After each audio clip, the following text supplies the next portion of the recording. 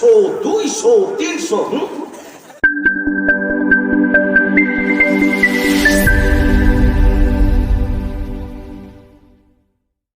ঘরে ঘরে এখন ঝগড়া, ঘরে ঘরে মারামারি, মোবাইলে 2-1 দিন পর পর হুজুর কি হয়েছে, হুজুর মহা বিপদে আছে, কি হয়েছে, হুজুর তালাকের মাসালা, কেন কি হয়েছে, হুজুর তালাক দিছি। এলাকার মানুষের, এলাকার আলেমদের কাছে গিয়ে তালাকের মাসালা জিজ্ঞেস করেন, হুজুর এলাকার আলেমরা কিসের জবাব দিবে, যার কাছে মাসালা নিয়ে যাই সে নিজেই বিপদে পড়ে।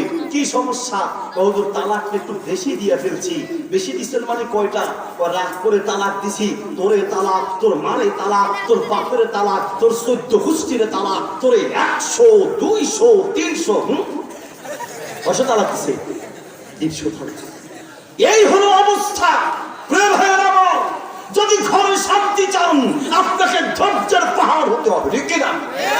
স্ত্রী অন্যায় করবে, ভুল করবে, মহিলা মানুষ একটু তেরামে করতেই পারে, তাই বলেই গায়ে হাত তোলা যাবে না।